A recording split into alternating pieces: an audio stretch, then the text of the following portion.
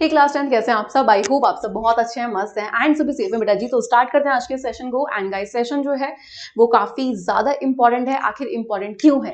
देखो क्लास 10 ऐसी क्लास है जहां पर बच्चा पहली बार अपने बोर्ड एग्जाम को देता है।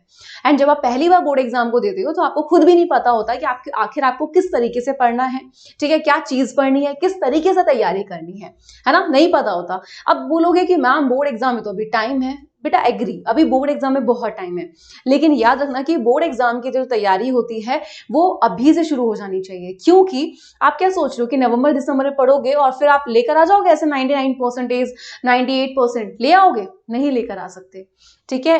98, 99, 97 ऐसी परसेंटेज लेकर आने में ना बेटा बहुत मेहनत लगती है। एंड सबसे बड़ी चीज, जो बच्चे हाफ ईयरली एग्जाम को भी सीरियसली नहीं लेते हैं तो बेटा उनकी तैयारी तो बिल्कुल नहीं हो पाती, क्योंकि हाफ ईयरली एग्जाम तो वो होते हैं जो आपको ये बता देते हैं कि आखिर आपकी बोर्ड एग्जाम के लिए कितनी तैयारी है। साथ ही साथ अगर हम बात कर लेते हैं यहाँ पे, आपको ये पता लग जाता है कि आखिर आपको और क्या चीजें पढ़नी है, किस तरीके से पढ़नी है, क्या गलती करी है कि भाई अभी जो गलती कर दी है वो हम बोर्ड एग्जाम में ना करें एंड हमारे मार्क्स ना घटे। तो यहाँ पे सबसे पहली चीज, अभी जो टाइम चल रहा है, अभी आपकी छुट्टियां चल रही हैं, आप सब बच्चे बहुत आराम कर रहे हो, ठीक है भाई, आराम करो, मैं तो कहती हूँ घूमो भी, लेकिन याद रखना कि घूमना फिरना ठीक है लेकिन पढ़ाई भी उतनी ज्यादा जरूरी है। ये जो टाइम चल रहा है ना, याद रखना कि जो एक टॉपर बच्चा होता है ना वो इस टाइम को यूटिलाइज करता है, तभी वो टॉपर बनता है। तो यहाँ पे अगर आप सोच रहे हो ना कि भाई अभी क्या करना है, तो आप अगर सो का टाइम निकाल रहे हो ऐसे कि भाई यार ठीक है आराम करेंगे, दिन में सो रहे हो, रात में सो रहे हो, फिर सोच रहे हो कि खाना खाया सो गए, अच्छा यहाँ घूम के आ गए, अभी यहाँ चले गए, ऐसे करके टाइम पास मत करना। अपना जो भी सिलेबस है, सबसे पहली चीज याद रखना कि हाफ ईयरली एग्जाम का जो सिलेबस है इतने टाइम में तुम आराम से अपना खत्म कर सकते हो पढ़ के, ठीक है। तो जब आपके हाफ ईयरली एग्जाम आएंगे ना, उस टाइम पे आपको डर नहीं होगा कि भाई मैंने तो कुछ पढ़ा ही नहीं है या मुझे तो ये आता ही नहीं है, तब ये डर भी नहीं होगा आपके अंदर। तो सबसे पहली चीज जान लेते हैं कि किस तरीके से आपको पढ़ना है एंड क्या क्या चीजें पढ़नी है, ठीक है। तो देखो यहाँ पे अगर हम लोग बात करते हैं ना बेटा कि आखिर आपका सिलेबस क्या रहने वाला है, सिलेबस जैसे अगर मैं बात करूं यहाँ पे, तो आपका जो न्यू एनसीईआरटी है आपको वही फॉलो करनी है सबसे पहली चीज, ठीक है। इसके अलावा यहाँ पे जो भी आपके चैप्टर में टॉपिक रहने वाले हैं तो वो हम लोग जब भी, यानी कि जैसे फॉर एग्जाम्पल मैं बात करूं बायोलॉजी के, तो जो जो चैप्टर रहेंगे उसके जो जो टॉपिक रहेंगे वो मैं आपको डिटेल में पढ़ाऊंगी। यहाँ पे आप बात करते हैं कि जितने भी हमारे सब्जेक्ट हैं, जैसे आपका मैथ्स हो गया, ठीक है बेटा, इसके अलावा आपका जैसे हिंदी हो गया, ठीक है, देन आपका इंग्लिश हो गया, ठीक है। इसके बाद अगर हम लोग बात कर लेते हैं यहाँ पे आपका साइंस हो गया एंड सोशल साइंस हो गया, ठीक है, इस तरीके से।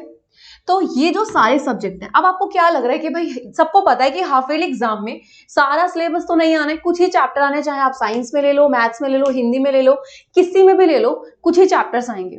सबसे पहले आपको ये देख लेना है कि अच्छा यहाँ पे अगर हम मैथ्स की बात करें कितने चैप्टर्स आ रहे हैं, हिंदी की बात करें क्या क्या आ रहा है टॉपिक, इंग्लिश में क्या क्या आ रहा है, साइंस में क्या क्या आ रहा है। जब आप ये जान लोगे कि आखिर कितने चैप्टर आ रहे हैं, ठीक है, फिर आपको क्या करना है, ये देखना है कि आखिर आपका सब्जेक्ट कौन सा ज्यादा वीक है, क्योंकि बच्चे के मार्क्स वही नहीं आते। अब आपको लग रहा है कि भाई आपका मैथ्स बहुत ज्यादा वीक है तो उसको ज्यादा टाइम दे दो, ठीक है। यानी कि बेटा जी यहाँ पे जितना हो सके मैथ्स की प्रैक्टिस करनी है, क्वेश्चंस की प्रैक्टिस करो बैठ के, ठीक है, अच्छे से समझो क्या बोल रहे हैं। इसके अलावा अब ये नहीं करना है कि भाई हमें तो साइंस बहुत अच्छे से आता है या फिर इंग्लिश बहुत अच्छे से आता है तो ध्यान ही नहीं देना है, ये गलती नहीं करनी है। हाफ ईयरली एग्जाम में आपके सारे जितने भी जो सब्जेक्ट हैं, ठीक है, वो देखे जाएंगे भाई बच्चों को कितना आता है, ठीक है।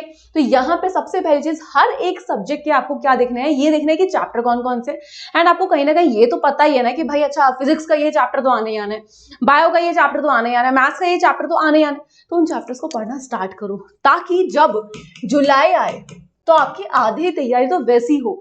और जुलाई का जो मंथ होगा, देखो जून में जब अपना 1 जून से भी अगर आप स्टार्ट करते हो, जून में अगर आप अपना इतना सारा सिलेबस, यानी कि जो आपके चैप्टर्स है, लाइक फॉर एग्जांपल आपने 2 चैप्टर मैथ के खत्म कर दिए, 2 चैप्टर आपने यहाँ पे साइंस के कर दिए, इंग्लिश का थोड़ा सिलेबस कर लिया, तो कहीं ना कहीं आपके यहाँ पे जुलाई के लिए चैप्टर्स कम बचे।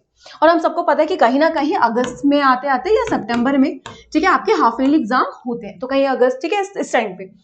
तो जून में आपने चैप्टर्स बड़े सिलेबस आधा हो गया किसका, हाफ ईयरली एग्जाम का, प्लस बोर्ड की तैयारी अभी से शुरू कर दी। जुलाई में आपने बाकी जो हाफ ईयरली एग्जाम के बचे हुए चैप्टर उनको करा। अब सोचो यहाँ पर आके आते आते आपने 15 जुलाई तक सारा सिलेबस कंप्लीट कर लिया, क्योंकि पहली बार पढ़ रहे हो, चीजों को समझ आने में टाइम लगता है। फिर हाफ ईयरली एग्जाम को जैसे आपको पता लग जाएगा कि किस दिन आपका क्या है, उस दिन आप यहाँ पे यानी कि क्योंकि आपने भाई पहले से पढ़ाई शुरू कर रखी है तो कहीं ना कहीं बेटा जी यहाँ पे आपको रिवीजन का टाइम मिल जाएगा। भाई सही हुआ, क्या हुआ कि भाई रिवीजन का अपने को टाइम मिल गया, यानी कि भाई आपने क्या करा, सबसे पहले सारे सब्जेक्ट को देखा। और ये नहीं करना है कि आज तो बस मैथ्स ही करना है, नहीं, हर सब्जेक्ट को डेली आपको थोड़ा थोड़ा टाइम देना है ताकि वो सब्जेक्ट आपके दिमाग से ना निकले। तो सबसे पहली चीज अपना इस तरीके से एक चार्ट बनाओ, ये सब्जेक्ट है, इसके ये चैप्टर है, पढ़ना स्टार्ट कर दो चैप्टर को। तो अब देखो यहाँ पे हाफ ईयरली एग्जाम जब होंगे तो आपका आधा सिलेबस तो वैसे ही रेडी होगा, ठीक है। एंड पढ़ना किस तरीके से, कभी भी डायरेक्ट क्वेश्चन से स्टार्ट नहीं करोगे, सबसे पहले कॉन्सेप्ट को समझोगे जो भी सब्जेक्ट है, देन आप वहां पे क्या करोगे, क्वेश्चन प्रैक्टिस, ठीक है। आपकी बुक में दिए हुए प्रैक्टिस क्वेश्चन उनको करके देखोगे हो रहे हैं नहीं हो रहे, जहां पे objective short and long questions को करोगे। इसके अलावा